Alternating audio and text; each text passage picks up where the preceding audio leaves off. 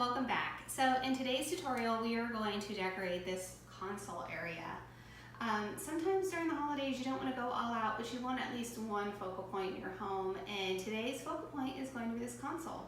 So we are going to make this into a fun, festive fall, very glammy area in the home. So let's get started.